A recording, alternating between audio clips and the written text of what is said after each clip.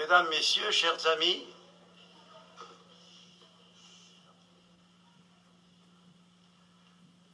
nous allons avec mon collègue et ami Robert Coustet vous parler du cénotaphe et du cercueil de Montaigne. C'est un sujet très sérieux, car le cénotaphe et le cercueil ont connu une véritable aventure au cours des siècles, et c'est ce que nous allons essayer d'évoquer. Alors d'abord, je tiens à préciser que je me suis inspiré d'un certain nombre de travaux, en particulier ceux d'Alexandre Nicolaï et ceux de Paul Roudier, qui ont publié dans les années 50-70 des articles concernant le cénotaphe et le cercueil de Montaigne. Il y a eu aussi Jean-Yves Baucher, que certains d'entre vous ont connu, qui fut conservateur dans ce musée, qui a essayé de faire une synthèse intitulée « Montaigne et le tombeau de Montaigne ». Et puis il y a aussi le dictionnaire de Montaigne, j'ai découvert qu'il y en avait un, donc j'ai glané dans tous ces documents les informations que j'ai essayé de rapprocher. J'ai rencontré des difficultés, parce que ces auteurs ne sont pas tous d'accord. J'ai constaté avec étonnement que des documents importants du XIXe siècle, aussi importants que celui du procès-verbal de l'exhumation du cercueil de Montaigne, sont perdus.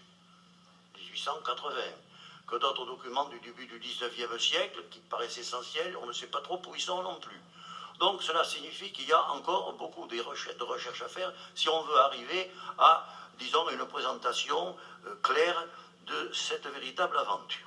Alors Michel Esquem de Montaigne, fils aîné de Pierre Montaigne et d'Antoinette de Loupe, est né, vous le savez tous, au château de Montaigne le 28 février 1533. Comme le dit l'épitaphe latine de son cénotaphe, il vécut 59 ans, 7 mois et 11 jours et mourut l'an de grâce 1592 aux îles de Septembre, c'est-à-dire le 13 septembre 1592.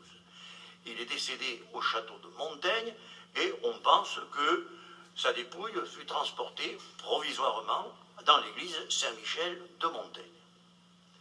Alors, le cercueil de Montaigne, puis le cénotaphe qui va l'accompagner, ont ensemble ou séparément, car ils ne sont pas toujours déplacés ensemble, ont été déplacés du 13 septembre 1592 au 27 septembre 2016, soit 424 ans, une douzaine de fois. Alors d'abord, le premier, c'est du château où il décéda à l'église paroissiale.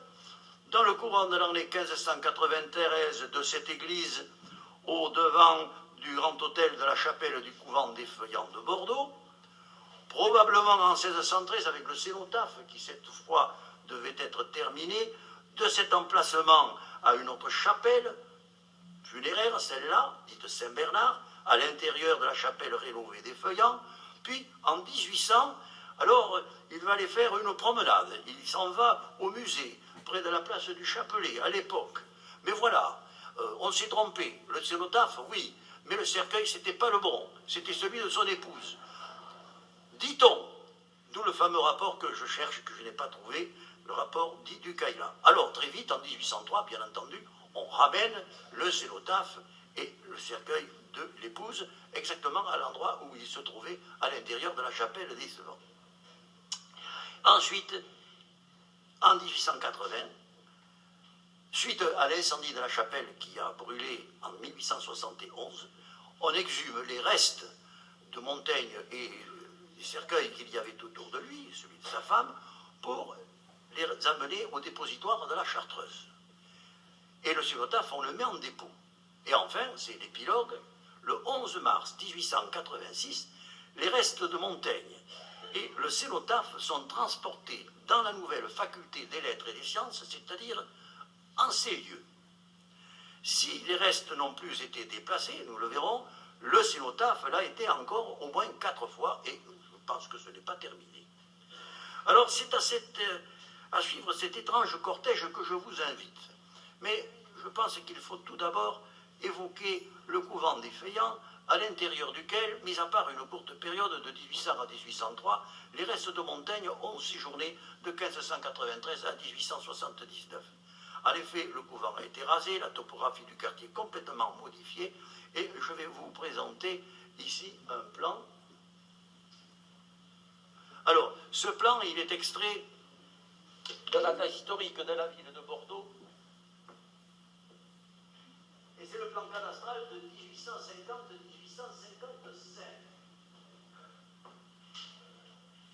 Voilà ici le couvent des Feuillards. Il est limité ici par une rue qui s'appelle la rue Saint-Antoine, ici par une autre rue qui s'appelle la rue Montaigne, qui est aujourd'hui la rue Paul-Vert, et il y a en avant le couvent de la Visitation. Il faut que vous vous imaginiez, je vous montrerai tout à l'heure en conclusion un plan, que actuellement le musée d'Aquitaine occupe cet espace. Voilà. Oui, occupe cet espace. Donc occupe cet espace approximativement ici. Voilà. Donc il n'y a plus de rue Saint-Antoine. Mais pour vous repérer, elle est dans l'axe de la rue Porte-Basse, ou à peu près. Et ici, c'est l'école de la rue des Airs qui se trouve dans cette partie. Donc, le quartier a été complètement transformé lorsque, sur cet emplacement, on a établi la faculté des lettres et des sciences, sur le couvent de la Visitation et sur une grande partie du couvent des Feuillants. J'ai pris un autre plan que vous pouvez... Voilà, ça c'est un plan, disons, qui resitue encore les bâtiments, voilà, ici. Voilà donc l'emplacement du couvent des Feuillants, le couvent de la Visitation et celui de la faculté et donc du musée actuel. Alors, ceci c'est nécessaire parce qu'autrement, compte tenu des modifications profondes qu'il y a eu dans ces lieux depuis le XIXe siècle, on ne peut pas s'y retrouver. Alors, le couvent des Feuillants, on en a conservé des gravures. Il y en a deux, une qui date de 1862. Alors,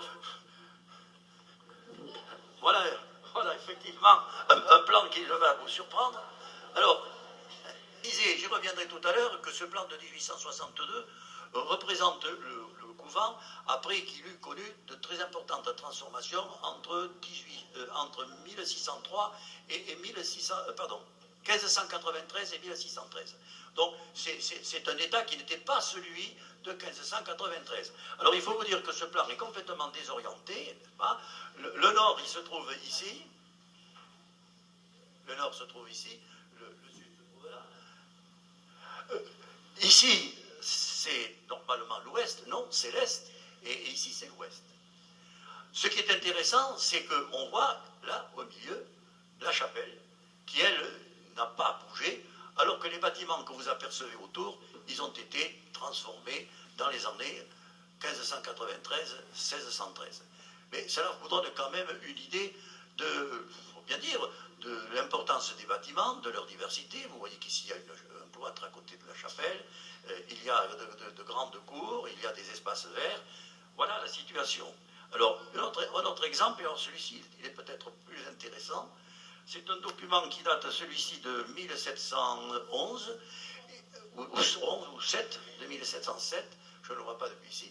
Alors c'est un plan, c'est un plan à l'élévation aussi, mais qui est très intéressant parce que lui, il est beaucoup plus clair, On voit ici la cour principale, ici le cloître, ici la chapelle, et ces bâtiments sont à peu près les mêmes que ceux que vous avez vus sous une autre forme tout à l'heure, parce que si le couvent a connu de grosses transformations, ce fut dans la seconde moitié du XVIIIe siècle. Vous voilà familiarisé avec le couvent des Feuillants.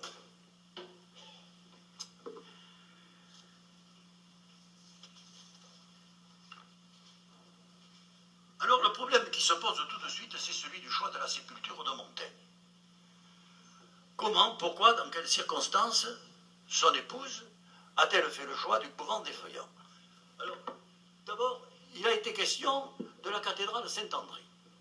Mais si les chanoines avaient donné un avis favorable, l'archevêque, lui, n'était pas d'accord, en vertu d'une disposition du Concile de Trente qui interdisait l'entrée de laïcs au niveau des sépultures à l'intérieur d'une église. Donc, la veuve fut obligée de chercher un autre emplacement et elle va se tourner vers le couvent des Feuillants. Vous allez me dire, mais les Feuillants ont aussi une chapelle. Oui, mais un couvent, ce n'est pas une église paroissiale ou une cathédrale. Et puis les Feuillants, ils ont d'autres préoccupations qui ne sont pas celles de l'archevêque, vous allez le voir. Alors, qu'est-ce que c'était que les Feuillants? Eh bien, les Feuillants sont arrivés à Bordeaux en 1589, c'est-à-dire 3 ans avant le décès de Montaigne. Et ils se sont installés dans les bâtiments quasiment abandonnés de ce qui était l'ancien hôpital Saint-Antoine. C'est les bâtiments que vous avez vus, enfin c'est cet emplacement. Feuillants, qu'est-ce que cela signifie? Vous connaissez peut-être le club des Feuillants à Paris, sous la Révolution, où il y avait, disons, des révolutionnaires modérés. Mais les Feuillants, c'est un ordre qui tire son nom de l'abbaye de Feuillants, qui se trouve dans le Comminges, dans le diocèse de Rieux. Et il s'est passé dans cet établissement une petite révolution à la fin du XVIe siècle. L'abbé commendataire, c'est-à-dire celui qui percevait les revenus du couvent, mais n'y venait jamais, qui s'appelait Jean de la Barrière, a eu une crise mystique. Il s'est décidé à faire des études de théologie à Paris puis à Rome et de réformer radicalement le couvent pour le ramener à l'observance stricte de Cîteaux. Il est même allé tellement loin au-delà de l'observance stricte de Cîteaux qu'il s'est fâché avec l'abbé de Cîteaux et on l'a, après la reconnaissance quand même de sa congrégation en 1587, prié de s'installer à Rome et on a mis à sa place un prieur. Car il était d'une rigueur absolue.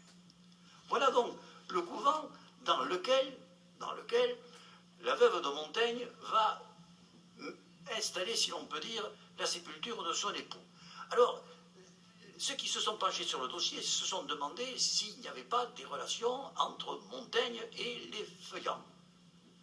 Et si ce n'était pas l'expression d'un vœu de Montaigne. Pas tellement, puisque sa veuve avait d'abord pensé à la cathédrale Saint-André. Mais il avait une grande sympathie pour les Feuillants. Cela ne fait absolument aucun doute. Et pour une raison très simple, c'est que les Feuillants, dans le contexte politique de l'Europe, soutenaient la politique du roi Henri III, qui était à cette époque aux prises avec les ligueurs, et vous savez qu'il fut assassiné le 2 août 1589. Or, les Feuillants étaient bien vus par Henri III, et c'est Henri III qui demanda aux Feuillants, qui s'étaient installés en 87 à Paris, de venir en 89 s'installer à Bordeaux. Ils y furent très bien accueillis par le maréchal de Matignon et par les jurats, parce que ce parti était un parti qui était très fortement opposé à la Ligue, beaucoup plus modéré et qui acceptait la reconnaissance du futur Henri IV comme roi de France. Alors Montaigne a certainement connu les Feuillants et il y a dans l'édition de 1595 des essais, c'est-à-dire cette édition qui a été faite après la révision de l'édition de 1588 sur laquelle Montaigne avait apporté des compléments, un passage que je ne vais pas vous lire en entier, mais enfin, si, voilà ce qu'il dit. Pour me sentir engagé à une forme, je n'y oblige pas le monde. Pour n'être continent, je ne laisse d'avouer sincèrement la continence des Feuillants et des Capucins, et de bien trouver l'air de leur train. Je m'insinue par imagination fort bien à leur place. Je m'insinue par imagination fort bien à leur place. Donc vous voyez la sympathie que Montaigne a pour les Feuillants. Mais cela ne suffit pas. Cela ne suffit pas, car si tel avait été le vœu de Montaigne, il aurait exprimé et sa veuve l'aurait respecté. Alors Paul Roudier, qui s'est penché sur cette question, a le raisonnement suivant, et je crois qu'on peut l'adopter. D'abord, la veuve était en quête d'un lieu, et un lieu dans lequel on puisse mettre non seulement le caveau, mais aussi le cénotaphe. Et un cénotaphe, vous le verrez, c'est encombrant. On ne peut pas le mettre n'importe où. Et puis, Il y a une deuxième raison, c'est que les feuillants ont eu des difficultés matérielles quand ils se sont installés. Et quelqu'un qui demandait l'établissement d'une sépulture et qui était prêt à payer pour cela, c'était une personne bienvenue.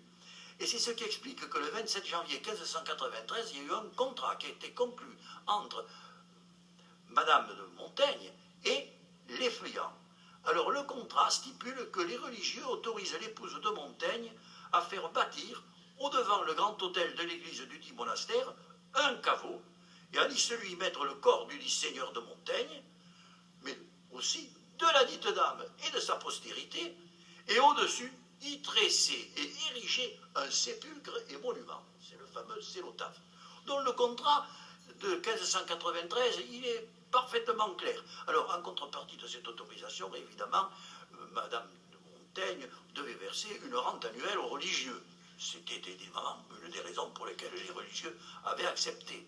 Elle devait aussi faire blanchir l'intérieur de la chapelle. Mais elle était reconnue comme étant une dame foncière. Et à ce titre, elle était autorisée à faire mettre autour de l'église une litre portant les armes du défunt. Je précise qu'une litre, c'est un bandeau peint sur lequel on peint ou on repeint les armes du défunt. Alors les feuillants, ils acceptaient de dire 2 mètres hauts et 2 mètres basses, 2 fois par an, une fois pour l'anniversaire du décès et une seconde fois pour l'anniversaire de l'inhumation. Donc vous voyez, les choses étaient bien ordonnées et je pense que les raisons qui ont été exposées par Paul Roulier sont les bonnes, on peut le suivre. Alors là, on passe dans une période relativement compliquée parce que les feuillants, à 2 reprises, vont être amenés entre 1593 et 1613 à démolir les bâtiments anciens et à les faire reconstruire, sauf la chapelle. La chapelle qu'ils ont simplement faite transformer. Et je vais vous montrer un plan de la chapelle qui, même s'il est plus récent, a au moins le mérite de vous montrer, ça c'est l'état définitif de la chapelle, mais cela vous donne une idée tout de même de sa conformation. Ce n'était pas un grand monument, elle faisait à peu près 20 mètres sur 10 mètres, et elle ne disposait pas à l'origine de toutes ces chapelles funéraires que vous voyez à la périphérie. C'était simplement une chapelle. Et alors, il faut que vous compreniez que, dans un premier temps, le caveau de Montaigne et le cénotaphe furent installés ici, là, c'est-à-dire à l'extrémité de la nef, devant l'autel, le caveau et le cénotaphe. Mais il n'y avait pas d'autres caveaux à cette époque à l'intérieur de la chapelle. Le premier qu'il y ait eu, c'était le caveau de la famille de Montaigne. Mais était-ce parce que Montaigne était inhumé au couvent? Cela donna des envies à d'autres familles de trouver aussi un hébergement à l'intérieur de cette chapelle. Alors, il y eut la famille d'Ornano, dont le nom est connu à Bordeaux, la famille de Raymond, et c'est ainsi que l'on commença par construire latéralement 2 chapelles. Et puis, il se passa un événement beaucoup plus important, c'est que le prieur fit savoir que pour obéir au décret du chapitre général, il fallait refaire complètement le bâtiment de la chapelle. Et on recommença, ou on restaura radicalement cette chapelle à partir de 1611 jusqu'en 1613. Et c'est à ce moment-là que la chapelle prit la forme que vous lui connaissez, c'est-à-dire que l'on ajouta de chaque côté 4 chapelles qui devinrent autant de chapelles funéraires pour autant de familles de la haute société de Bordeaux. Voilà. Et alors, il y en a une qui va nous intéresser au premier chef, c'est celle-ci. C'est la chapelle Saint-Bernard. C'est la chapelle Saint-Bernard. Je vous montrerai tout à l'heure la plaque que l'on a conservée de la fondation de cette chapelle. Et alors là, il y a eu une histoire assez rocambolesque. Voilà ce dont il s'agit. Cette chapelle, elle avait été, avec la suivante, on avait commencé à la construire dans les années 1604, pour la famille d'Ornano et pour la famille de Raymond. Puis quand on a revu le plan général, on les a réaménagés, on les a réinsérés, et c'est à ce moment-là qu'il y a eu un problème. Parce que la veuve de Montaigne voulait que, une fois la chapelle restaurée, le cénotaphe, que l'on avait déplacé bien sûr pendant les travaux, fut remis là. Et les feuillants ne le voulurent pas, parce que ce cénotaphe, il était, disons, gênant. Et puis, il y avait toutes les autres familles, maintenant, qui allaient avoir leur chapelle funéraire, et c'était pas très normal que Montaigne eût une situation privilégiée. Alors, il y a eu un échange avec la famille de Raymond. La famille de Raymond a accepté d'avoir son caveau au milieu de la nef, et la famille de Montaigne eut cette première chapelle, dite de Saint-Bernard, et là, on put y installer le cénotaphe.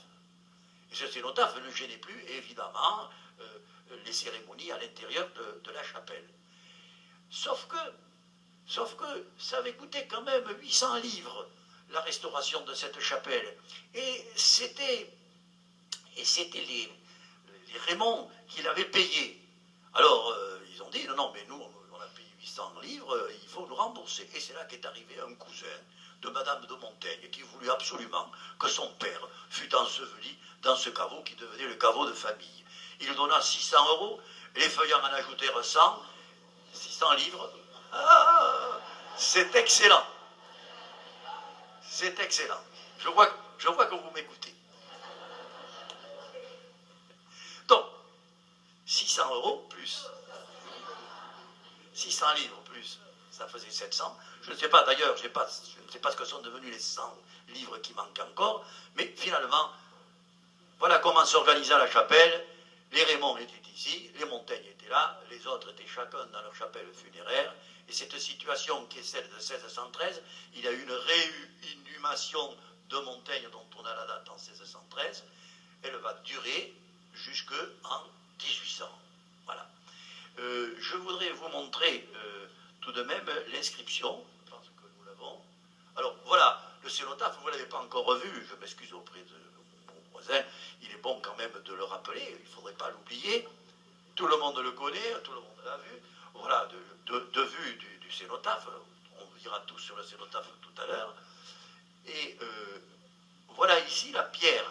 La pierre daté de 1604, donc c'est le moment où la famille de Raymond s'installe dans cette chapelle, c'est, je dirais, la dédicace de la chapelle à Saint-Bernard.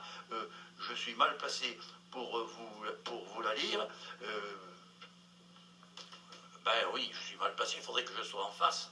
Je vais me mettre en face. Voilà. Deo optimo maximo in honorem Domini Bernardi Doctoris Mediflui Axitaristae, Virginis Mariae Dei Pare. Et là, ce qui est intéressant, c'est...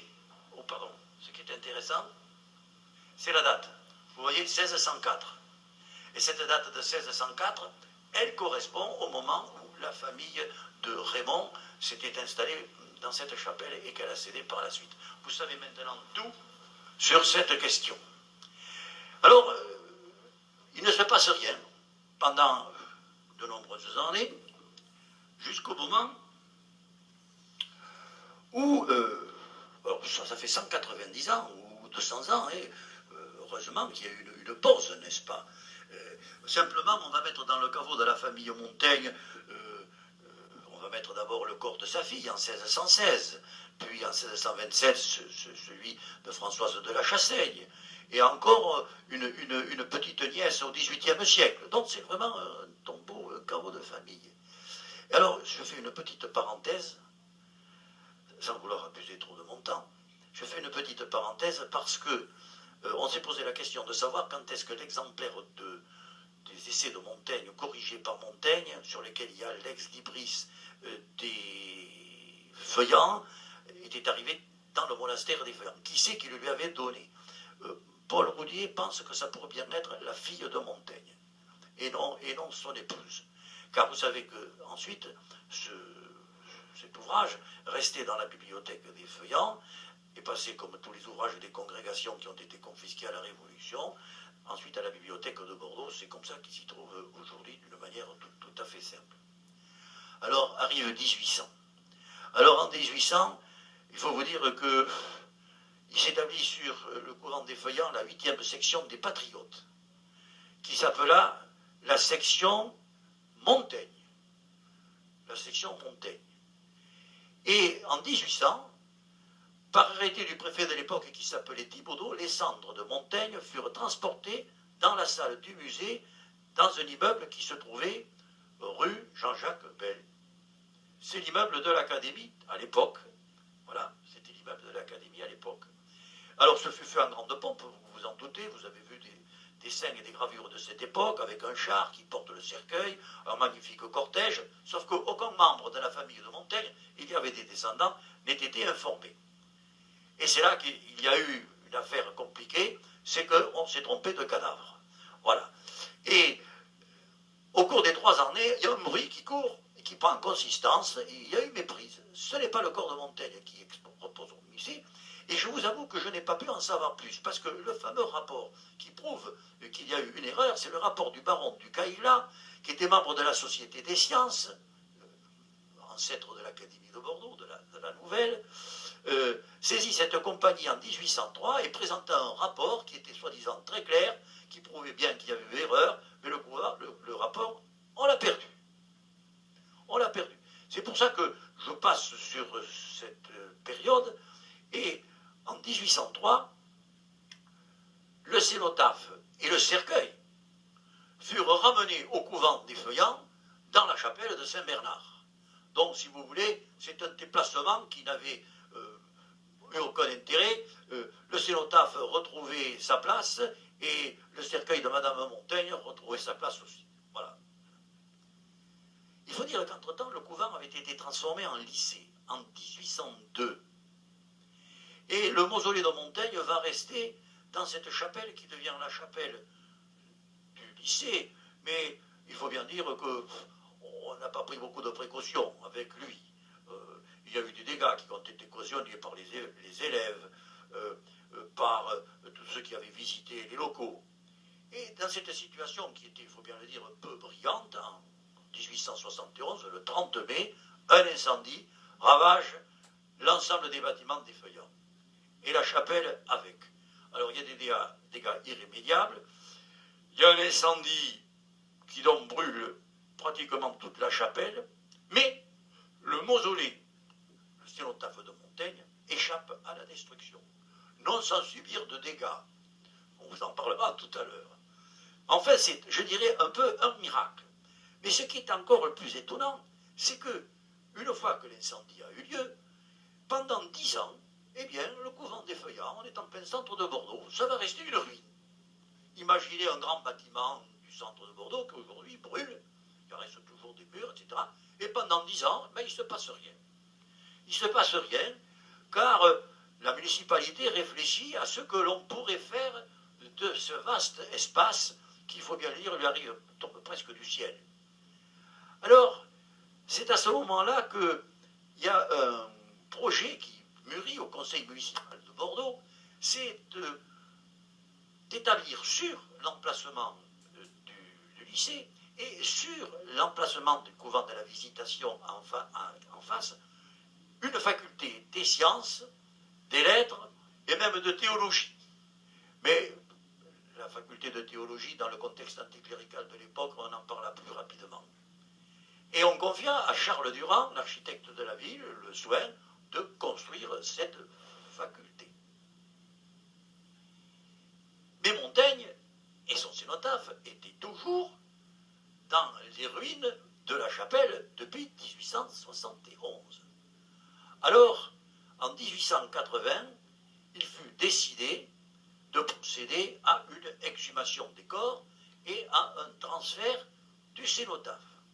Ça a eu lieu le 28 décembre 1880, donc il y a 10 ans, en présence de M. Gaulier, heureusement qu'il était là, vous allez voir, archiviste municipal. Pourquoi Alexandre Nicolaï, qui s'est intéressé à la chose, n'a pas été capable de retrouver le rapport, le procès-verbal de l'exhumation. Et ce que l'on en sait provient d'un article de journal qui a été publié par M. Gaulier, qui heureusement était là, sans quoi nous ne saurions rien. Ce qui est extraordinaire. Alors qu'est-ce qu'on a trouvé? Alors le cercueil qui contenait le squelette de Montaigne, pensait-on, était oxydé et rongé par le temps et les ossements étaient à découvert. Celui de son épouse était mieux conservé et portait 2 inscriptions séparées par une fleur de lys, Requiescant in pace, tombeau pour Françoise de la Chassaigne, dame de Montaigne. Et il est extrêmement étonnant qu'en 1800, on se soit trompé de cercueil, à moins que, évidemment, on ne sache plus lire. C'est, vous voyez, des mystères tout de même. Alors, on a recueilli aussi les restes des autres membres de la famille, et le cercueil de plomb de Madame de la Chassaigne, qui était assez bien conservé, et celui de Montaigne fut remis, je cite, dans des bières en bois de sapin. Tous les restes, ceux-là et tous les autres, mais certainement en vrac, furent transférés au dépositoire de la Chartreuse, et ils vont y rester pendant 5 ans. Voilà la fin, si l'on peut dire, des restes de la famille de Montaigne. C'est le dépositoire de la Chartreuse, avec quand même 2 cercueils qui sont individualisés, celui de Montaigne et de son épouse. Pour l'épouse, on en est sûr, pour Montaigne, on n'en est pas très sûr. Voilà. Et c'est à ce moment-là qu'il va se passer une chose étrange, c'est que la municipalité de Bordeaux avait mauvaise conscience du fait que pendant 10 ans, on avait laissé dans cet état vraiment déplorable le cénotaphe de Montaigne. Voilà ici encore une vue de la chapelle, avec, vous le voyez ici, le cénotaphe. C'est là qu'on l'a extrait en 1880. Ce dont je viens de vous parler, c'est ici que ça s'est passé.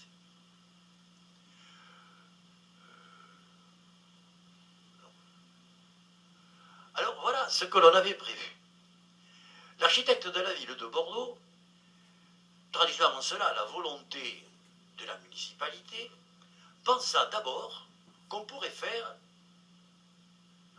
dans le bâtiment des facultés, un pastiche de la chapelle de Saint-Bernard, ce qui était étrange. Essayez d'imaginer une chapelle ici, dans l'enceinte du musée. Mais le projet fut vite abandonné. Alors l'architecte eut une autre idée, c'est celle d'installer le cénotaphe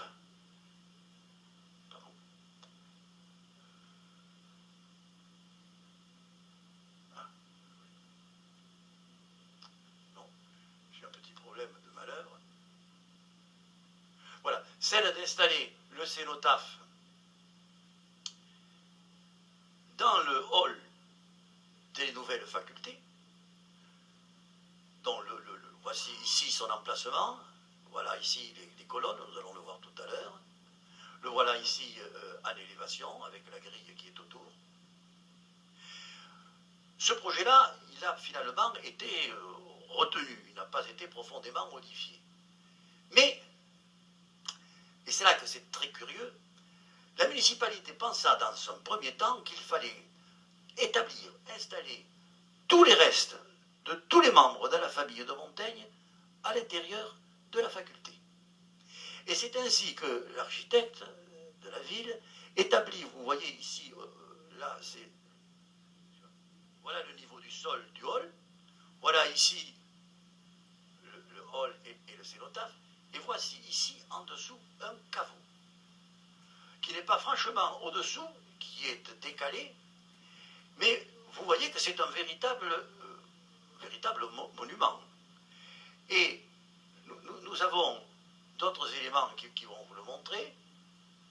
Ah non, je retourne, excusez-moi. Vous apercevez ici une élévation avec le nombre de cercueils que l'on pouvait mettre dans ce caveau. Il y en a 3 de 5 et 5, 10 et de 12. Bon. Voilà ici, en plan, il y en a 5 à la base, puis 5 et 5 de plus, ça fait 10, et 2 de plus, ça fait 12. Et ici, on pensait même mettre sur la paroi de ce caveau un certain nombre d'inscriptions qui permettaient d'identifier tous les morts que l'on y avait mis. Donc c'était une véritable chapelle funéraire à 2 niveaux que l'on songeait à installer. Ça c'est une vue que j'aurais pu vous présenter avant de la démolition de la chapelle de Saint-Bernard et de l'église des Feuillants. Alors, finalement, on abandonna ce projet. C'était trop compliqué. C'était trop compliqué, et ça l'était d'autant plus que les restes de la famille de Montaigne, Ces restes, ils étaient à la Chartreuse, on estima que c'était là qu'ils étaient le mieux dans la mesure où aucun n'avait pu être véritablement identifié. Et c'est ainsi que on installa le cénotaphe à l'emplacement où certains d'entre vous l'ont connu, avec quand même ici une inscription, excusez-moi, vous voyez cette inscription qui se trouve là? Elle venait du portail du collège de Guyenne. Cette inscription, elle fut mise au-dessus du cénotaphe de Montaigne. Et alors, c'est une chose curieuse, parce que cette inscription, on l'avait perdue. Parce qu'en 1918-1919, on mit au-dessus une plaque commémorative des morts de la guerre de 14. Et ce n'est que lorsque on a transformé les bâtiments pour en faire le musée, qu'on en a enlevé cette plaque et qu'on s'est aperçu qu'il y en avait une autre dessous. Voilà. Mais cela, si vous voulez, rend encore plus solennel ce monument, car c'est bien d'un monument qu'il s'agit.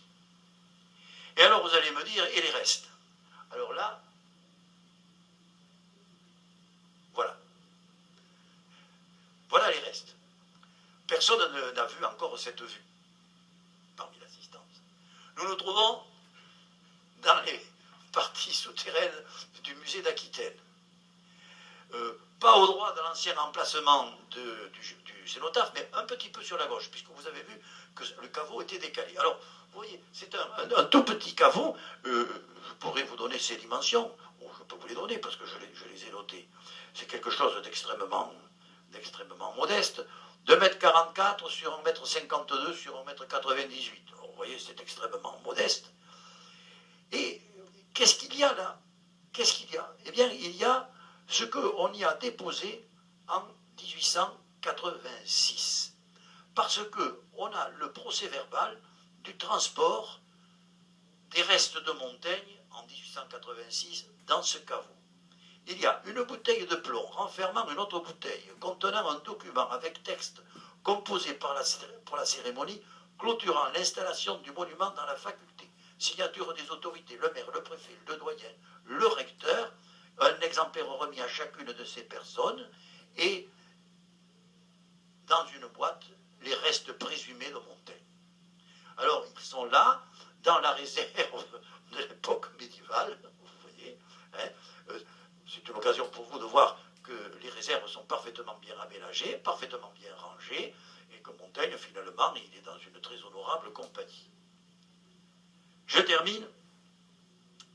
Pourquoi? Parce que le cénotaphe, on l'a déplacé pour l'exposition Borneau 2000 ans d'histoire, en 70-71. Il prit place dans le local d'exposition, on le restaura à cette occasion. Puis, en 1982, puis 87, il revint dans le hall de la faculté. Il va y rester jusqu'en 96. Et c'est là qu'on se rendit compte que le petit lion qui était couché au pied de Montaigne avait disparu au cours de ses pérégrinations. C'est là qu'on s'aperçut qu'il y avait la plaque des morts de la guerre de 14 qui cachait celle du collège de Guyenne. Et le cénotaphe, donc, fut bien replacé sur le sol de marbre rouge que vous connaissez pour l'ouverture du musée le 9 janvier 87.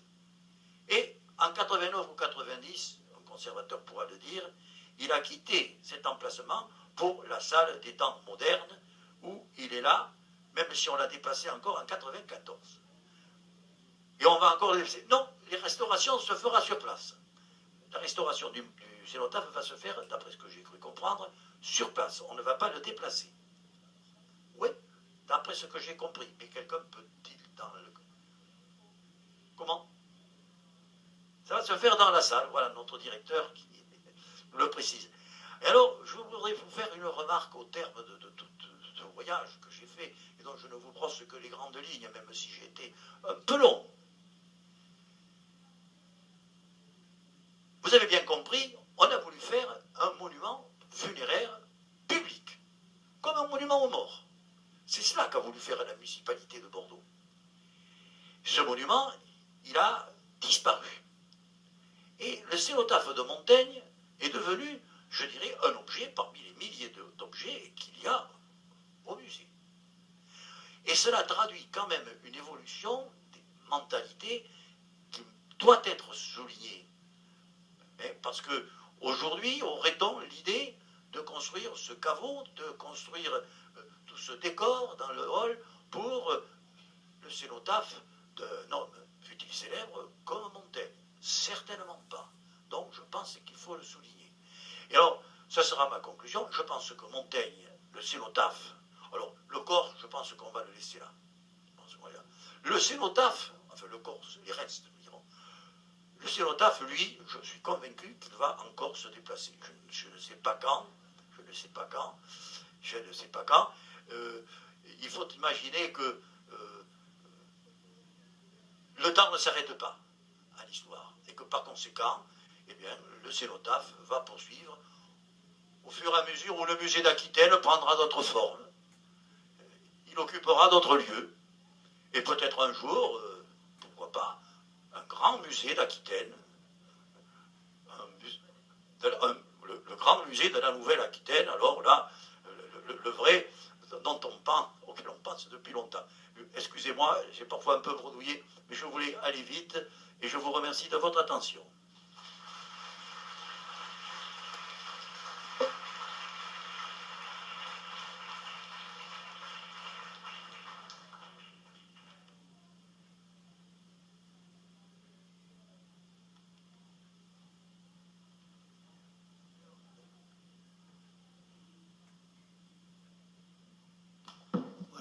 Il s'agit maintenant donc de parler de ce cénotaphe lui-même. Jean-Bernard Marquette vient de vous raconter son odyssée, et donc sa conclusion, c'est mon introduction. Ce cénotaphe est devenu aujourd'hui un objet de musée, et un objet de musée qui appartient quand même au monde de l'art, puisqu'il appartient stricto sensu à ce qu'on appelle à l'art funéraire. Le plus ancien, certainement, de tous les arts, celui qui est à l'origine de l'architecture et des décors qui l'entourent. Et je ne remonte pas aux pyramides, mais je pourrais le faire très facilement. Voilà. Le cénotaphe de Montaigne appartient, c'est un témoignage pour les historiens de l'art, c'est un témoignage de l'art funéraire au XVIe siècle, à ce moment charnière où le style que l'on appelle le maniérisme va céder la place à un style différent, plus riche, plus pompeux en tout cas, que l'on appelle l'art baroque, et c'est un témoignage de la manière dont cet art s'exprime dans une province loin de Paris, destiné à un personnage illustre et un personnage riche évidemment. Voilà. Alors, vous vous en doutez, un monument funéraire varie évidemment en fonction de la personnalité des défunts, de leur position sociale, de leur fortune, de leurs croyances. En ce qui concerne Montaigne, généralement chez nous, évidemment, il s'agit de la foi catholique, et aussi de la mode, ce que nous appelons le style. Voilà. Dans tous les cas, qu'il s'agisse d'un grand de ce monde ou d'un personnage modeste, le monument doit garder un souvenir, doit garder une mémoire et laisser du défunt un témoignage conforme à l'idée que l'on veut donner de lui.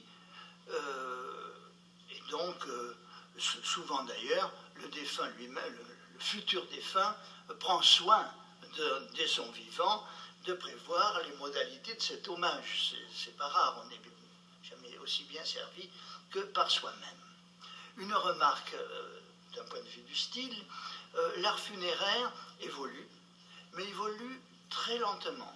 Comme tout ce qui touche au domaine de la mort, ce sont des rituels qui se prolongent très très longtemps, et par conséquent les styles funéraires se superposent facilement.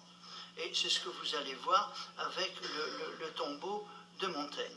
Avant, en introduction, et très rapide quand même, pour que vous voyez bien, 2 ou 3 exemples des tombeaux avant Montaigne, puis dans la période seulement postérieure, au plus près de son temps, des tombeaux vraiment contemporains, on n'en connaît pas.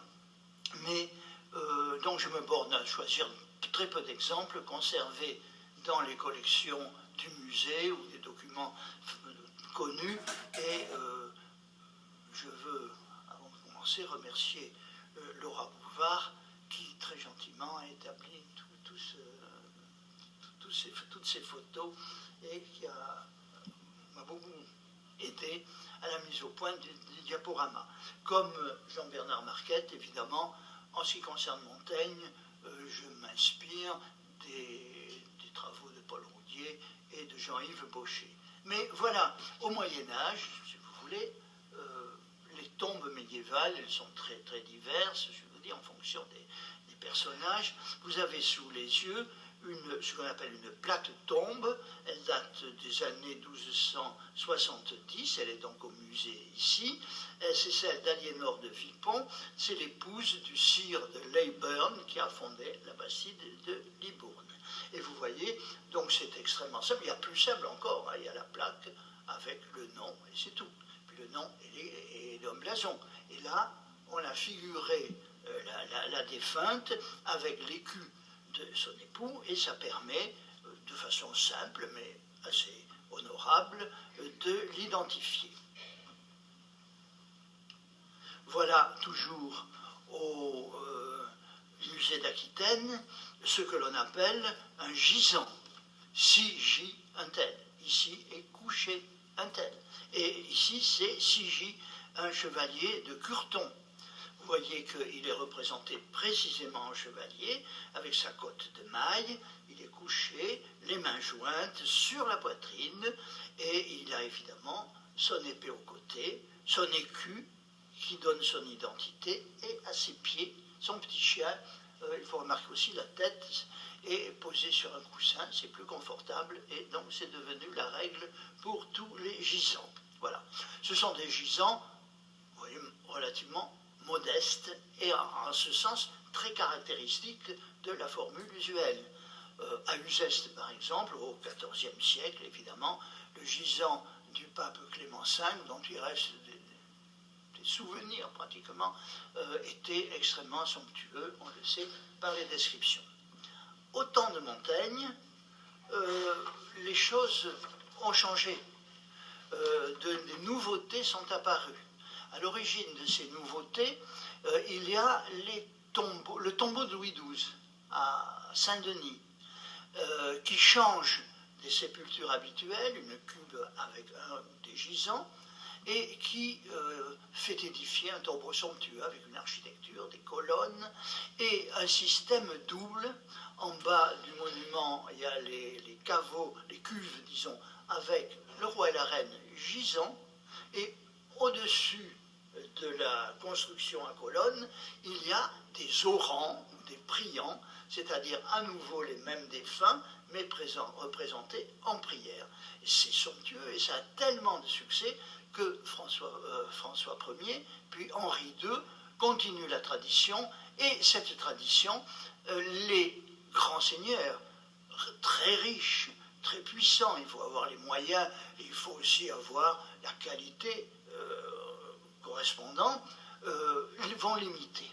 Et c'est ainsi que dans notre région, dans le pays de Montaigne, un peu après sa mort, le duc d'Épernon fait édifier à Cadillac le tombeau dont vous avez le dessin sous les yeux, dessiné en 1638, comme les gens très importants et très riches, il se fait construire une chapelle personnelle. Il n'est pas enterré dans l'église, dans la collégiale Saint-Blaise, il fait greffer une chapelle exprès pour lui, et ce tombeau magnifique qui est réalisé par un sculpteur qui s'appelle Pierre Billard. Voilà, nous sommes vers la commande est en 1597. Voilà. À Bordeaux même, dans l'église de la Merci, un parent, l'oncle de la duchesse d'Épernon, fait dresser, pour l'oncle de la duchesse d'Épernon, on réalise au même moment un autre tombeau, réalisé par le même Pierre Billard, pour Monseigneur de Foix-Candale, qui était évêque d'Aire, qui est un humaniste important, qui est donc un très grand, très riche personnage, des plus grandes familles du pays. Et vous voyez une autre formule, c'est la formule, la cuve est cantonnée par des statues qui sont en bronze et qui sont les 4 vertus cardinales, et au-dessus, le défunt, l'évêque, en prière. Voilà des exemples de tombeaux extrêmement somptueux, proches de ceux que l'on réalise pour les rois de France. Dernier exemple, le tombeau du maréchal d'Ornano, qui était édifié, celui-ci, en 1621, dans le couvent de la Merci, par un sculpteur qui est l'imagier du roi Henri IV, qui s'appelle Barthélemy Tremblay. Et vous voyez, cette fois-ci, c'est magnifique, un peu plus simple tout de même, mais enfin superbe, un magnifique socle, et puis le maréchal également au rang. Et vous voyez devant lui son prie-dieu, dont je vous demande de regarder bien la forme, voilà. Et puis, donc encore un monument somptueux, dont par chance, on a, subsiste, l'élément le plus important, qui est le maréchal lui-même, qui se trouve dans les collections du musée, avec, pardon, qu'est-ce que j'ai fait? Voilà, avec le prie-dieu que vous voyez ici, le casque, il est en militaire, il est revêtu du grand manteau de l'ordre du Saint-Esprit, et dans ses armes, il a le cordon de notre ordre plus ancien, mais moins prestigieux, qui est l'ordre de Saint-Michel.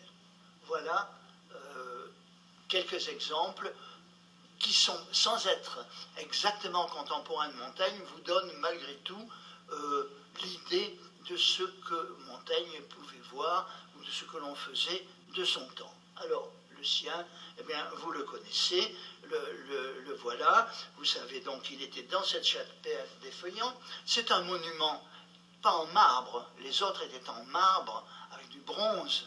Là, nous sommes en calcaire, un calcaire fin, poli, mais il y a quand même des plaques de marbre pour les inscriptions, marbre rouge et marbre noir, ce qui indique malgré tout un tombeau riche et raffiné, puisque à défaut d'avoir beaucoup de marbre, on prend des plaques de couleurs différentes. On ne fait pas appel, comme le duc d'Épernon, Monseigneur de Foix-Candale, le maréchal d'Ornano, à des Parisiens, Pierre Billard ou Barthélemy Tremblay, qui travaillent proches du roi. On fait appel à des artistes locaux. On fait donc avec ce que Bordeaux peut offrir dans ce domaine de l'art funéraire et de la sculpture. Ces artistes s'appellent Jacques Guillermin et Pierre Prieur, et ils sont maîtres maçons. On connaît, dit Paul Roudier, des maisons qui ont été élevées par eux. Donc c'est des entrepreneurs en quelque sorte. Ils sont capables de répondre à toutes les demandes, et il y a autour d'eux, bien sûr, des artisans qui tiennent le ciseau pour réaliser ces œuvres. Vous voyez comment il est composé, un socle très important, très complexe, en 2 parties, n'est-ce pas? Il y a d'abord une partie rectangulaire, une espèce de ressaut qui tourne au-dessus, et puis il est extrêmement orné, et au-dessus, eh bien, notre ami Michel Montaigne, en gisant. Voilà.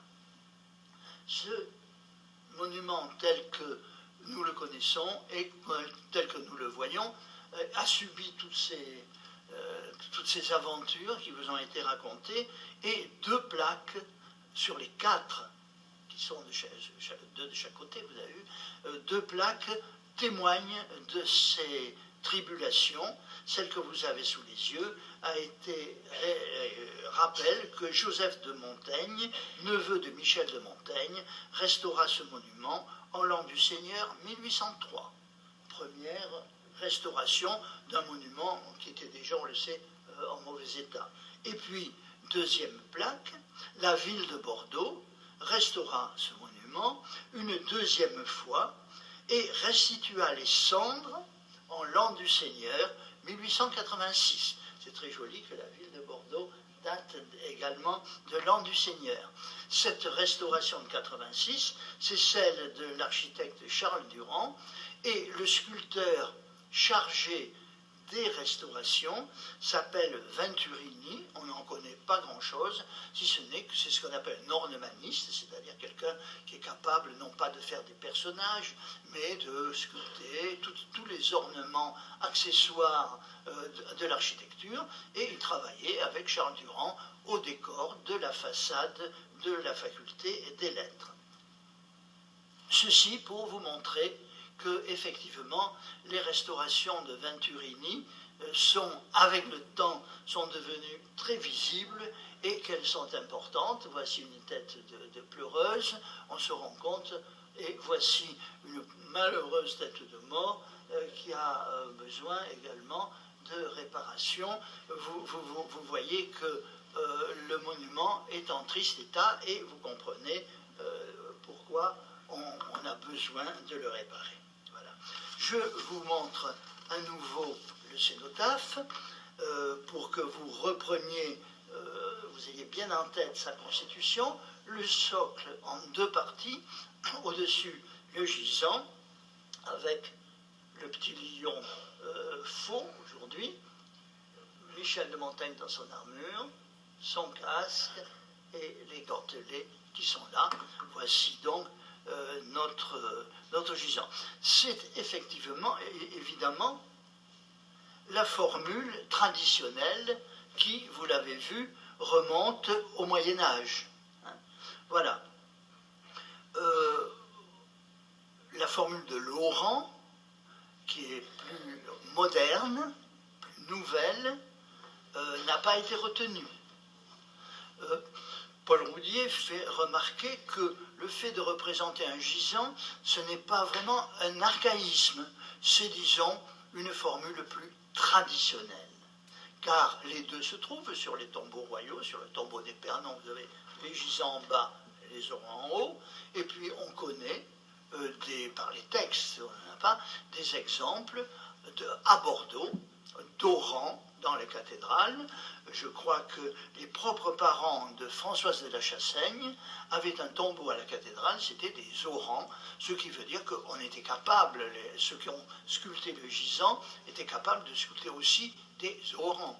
Mais on a choisi entre les deux formules la plus traditionnelle, qui se faisait encore, et vous voyez, la tradition, c'est également cette représentation de Montaigne en armure, en chevalier. L'armure, évidemment, n'est pas médiévale, c'est l'armure du XVIe siècle, c'est l'armure de son temps, mais c'est important de voir cette option qui a été voulue pour représenter un personnage qui, pour nous, est avant tout un écrivain et un humaniste. Voici maintenant le détail, et vous voyez que vous voyez la qualité de la sculpture. Aucun historien de l'art n'a jamais réussi à prétendre que c'était une œuvre d'une belle qualité. Néanmoins, c'est une œuvre qui est quand même vraiment intéressante, parce que vous pouvez voir que le sculpteur, même s'il est un peu sec, un peu maladroit, un peu raide, il a quand même un souci de détail, de précision, qui est très caractéristique. Regardez comment la barbe, la moustache, la chevelure, les détails du collier de l'ordre de Saint-Michel, avec sa coquille, voilà, tout ça est quand même détaillé avec soin. Et si j'insiste sur cela, c'est qu'il y a le problème des portraits de Montaigne. On ne les connaît pas. Le plus célèbre, c'est celui que vous avez sous les yeux. Il est attribué à un nommé Dumonstier, sur lequel on ne sait pas grand-chose. Il a été acheté par le duc d'Aumale, il se trouve dans les collections de Chantilly. Il a été tenu longtemps, depuis l'achat du duc d'Aumale, pour le plus ancien et le plus sérieux des portraits de Montaigne. Bon, étude faite par le professeur Paris et par d'autres aussi, il semble bien qu'il est très postérieur à l'époque de Montaigne, il est sans doute du XVIIe siècle, il semble qu'il était trafiqué par un antiquaire qui a ajouté, et une famille qui a fait mettre des armes qui ne sont pas celles de Montaigne, et l'inscription elle-même n'est pas de la même époque que la peinture. Donc le portrait de Montaigne que l'on considère comme le plus proche de la vérité, c'est pratiquement un faux. Partant de là, je suppose que le portrait le gisant de Montaigne, qui a défaut d'être vraiment, d'avoir la souplesse d'une grande sculpture, et réalisé avec minutie et soin, peut être considéré comme celui qui pourrait servir de référence. Les autres portraits sont des portraits gravés également postérieurs. Voilà ce que je voulais dire à propos du gisant. Maintenant, le socle. Alors, il est orné, vous l'avez vu, avec une grande abondance de motifs qui ont une signification, de même que le choix du gisant a une signification, les motifs en ont aussi. Et ils sont de deux ordres.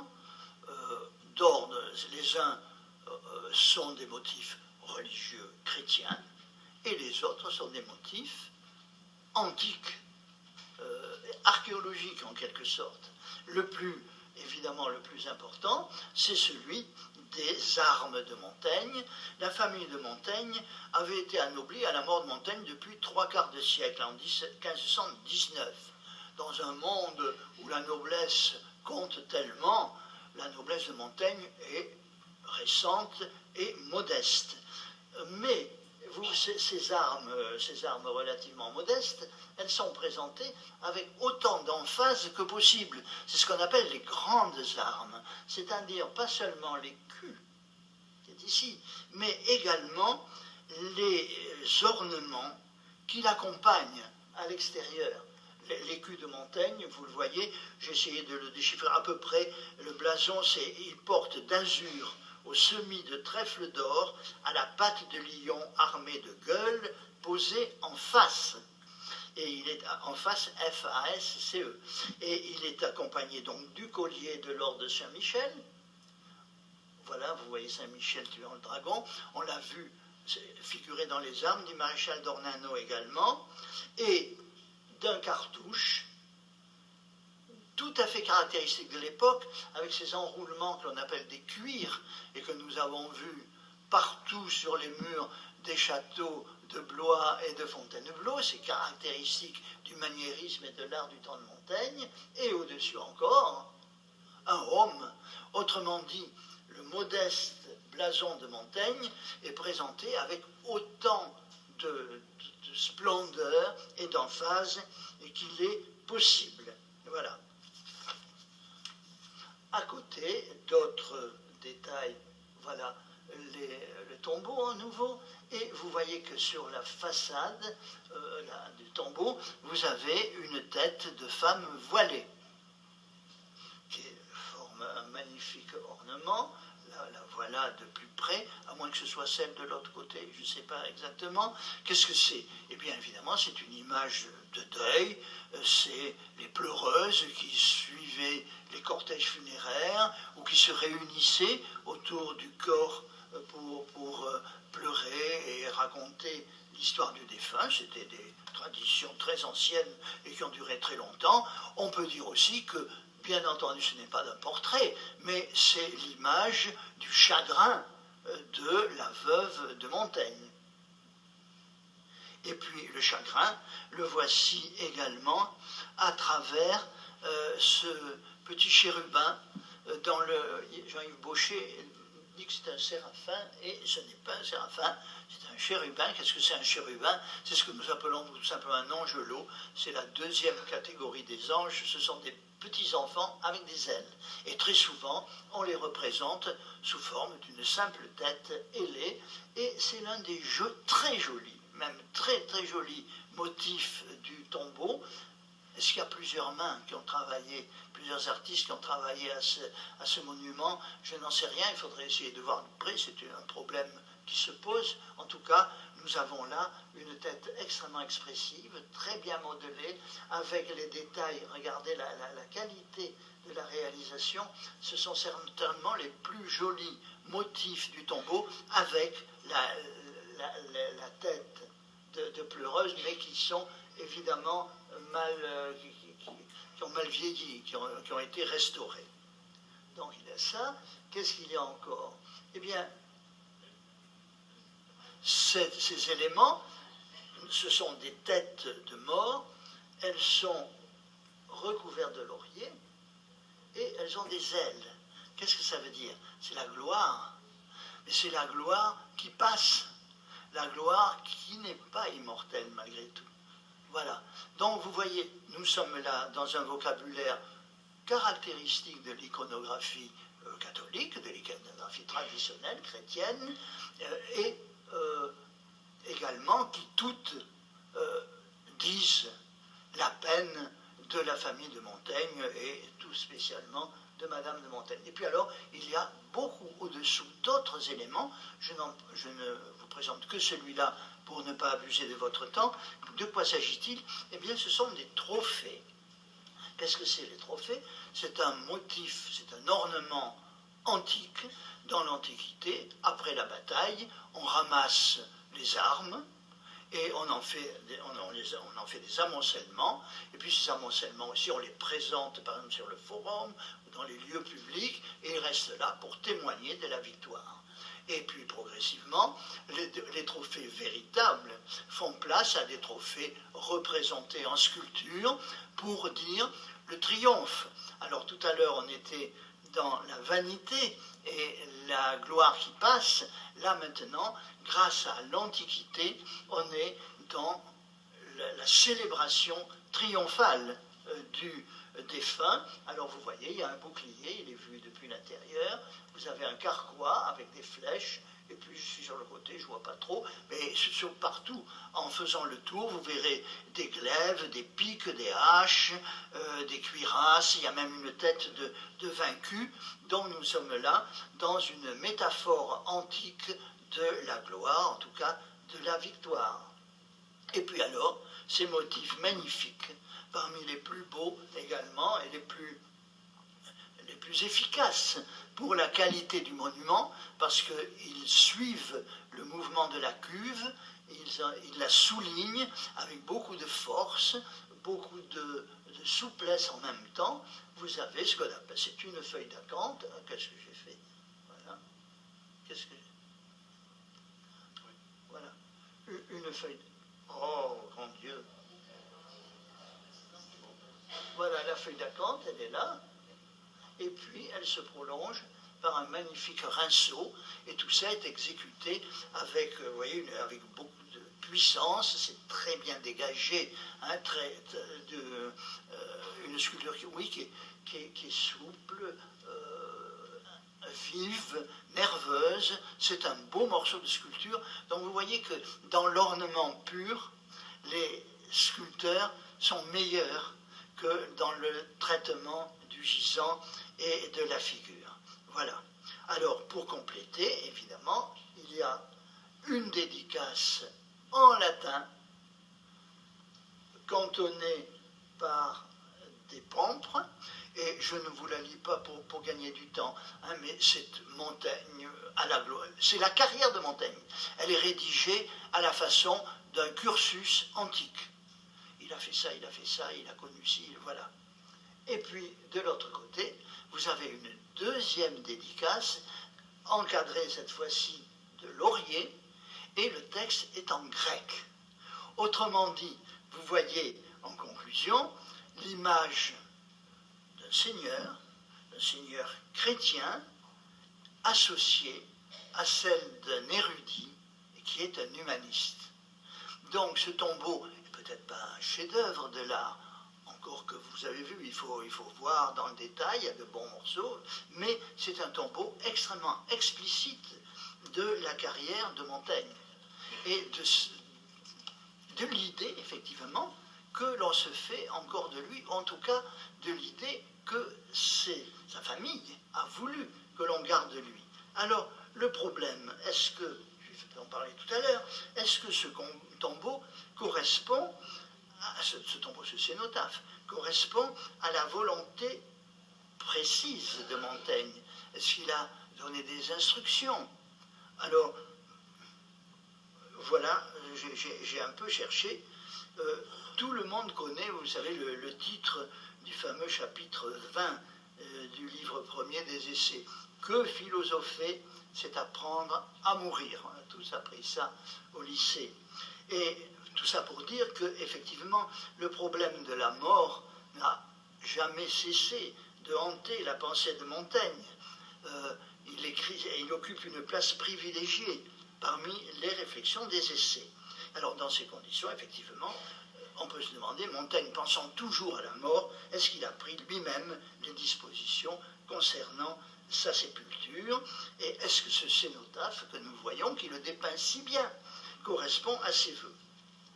Si l'on en croit l'épitaphe, que je ne vous ai pas donné traduit dans sa totalité, même pas du tout, que fait rédiger sa veuve Françoise de la Chassaigne, le cénotaphe qu'elle fit donc placer dans la chapelle des Feuillants a été réalisé à la demande de son époux regretté et regrettable.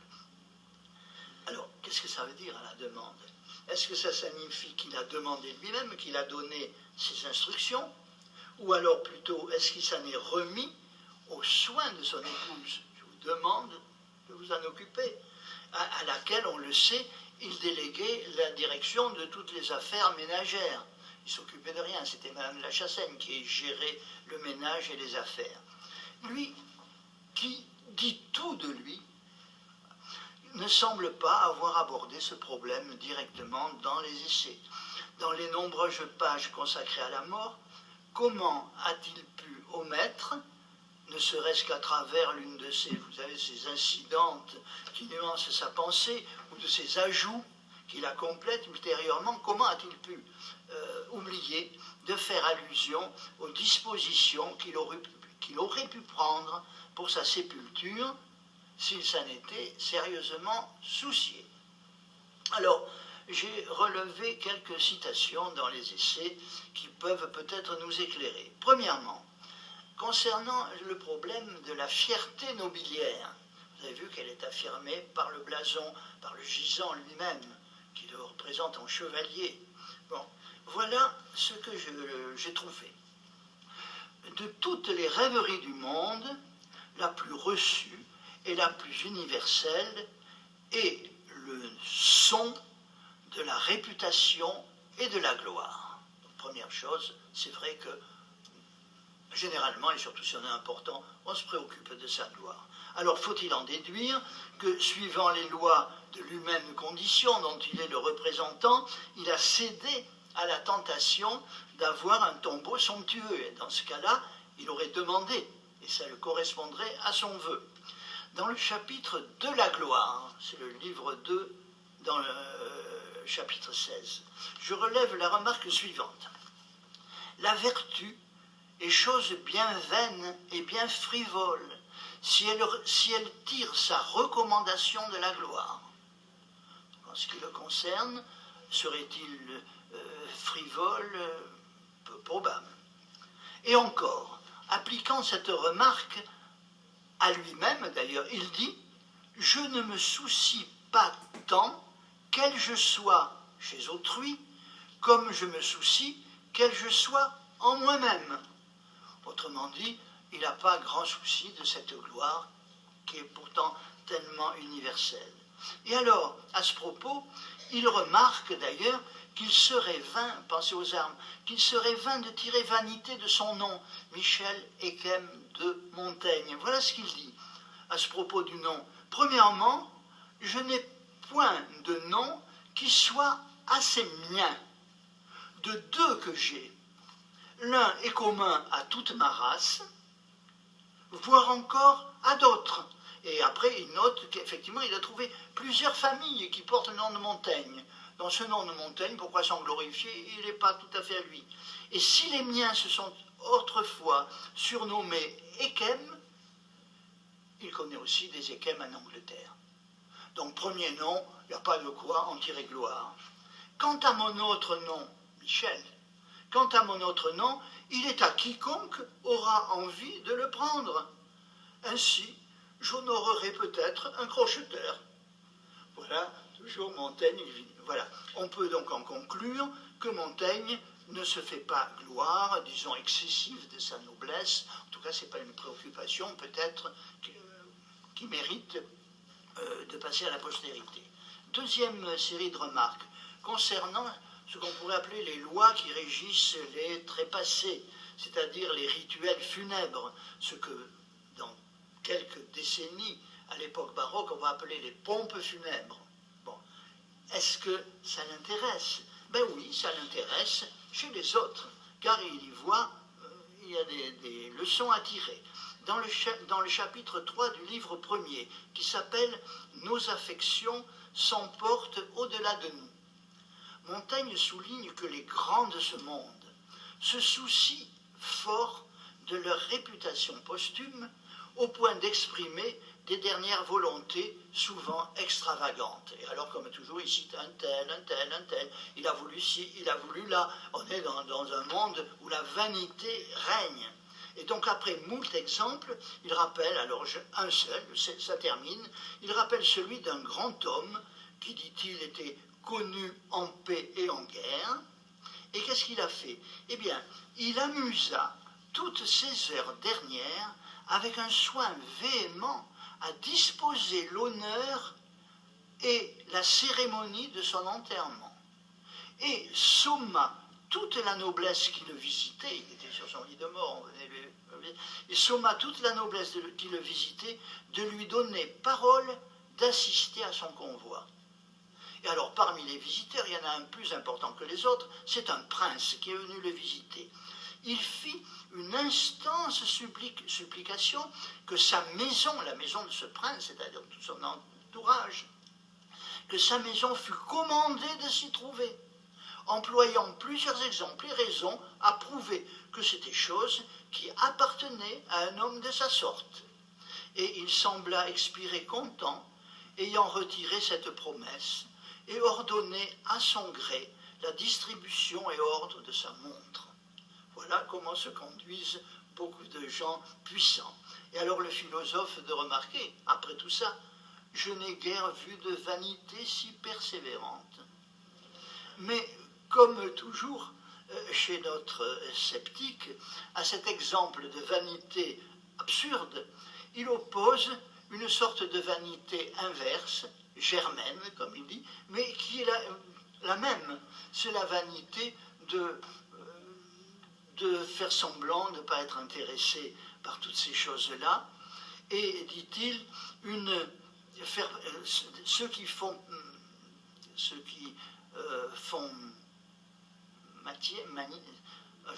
y est, ceux qui cherchent une inusitée parcimonie, voilà, et qui réduisent leur convoi funèbre, ça c'est toujours Montaigne, à un serviteur et une lanterne. Alors il y a un exemple, ainsi Lépide, qui défendit à ses héritiers d'employer pour lui les cérémonies qu'on avait accoutumées en de telles choses. Et alors revenant à lui-même, il conclut, et c'est là où nous arrivons, je laisserai plutôt, en ce qui me concerne, je laisserai plutôt la coutume ordonnée de cette cérémonie.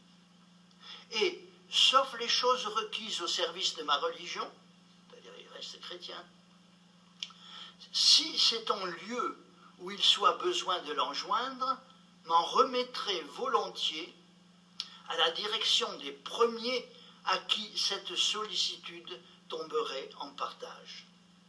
Quels sont ces premiers à qui cette sollicitude? C'est évidemment sa famille et prioritairement sa veuve, Madame de Montaigne, et ses frères.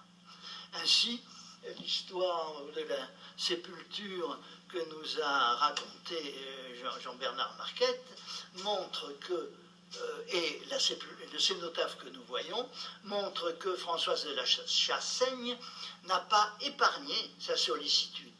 C'est certainement elle qui a voulu un tombeau qui affiche le rang et la personnalité de son époux, mais sachant que la gloire de Montaigne n'est pas seulement due à sa noblesse, mais à ses œuvres littéraires, elle a pris soin d'associer les deux images, le noble seigneur, chevalier de Montaigne, chevalier de l'ordre Saint-Michel, et l'humaniste. La composition du cénotaphe soigneusement réfléchie est destinée donc à donner la double personnalité du philosophe.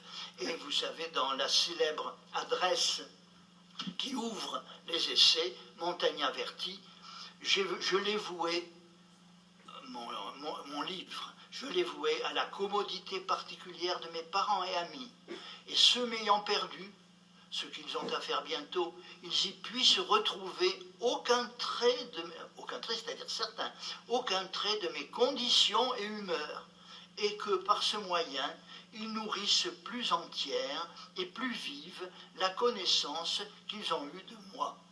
La connaissance qu'ils ont eue de moi, c'est à travers les essais, bien entendu, mais d'une certaine manière, c'est à travers ce cénotaphe qu'a voulu Madame de Montaigne. Voilà, je vous remercie beaucoup.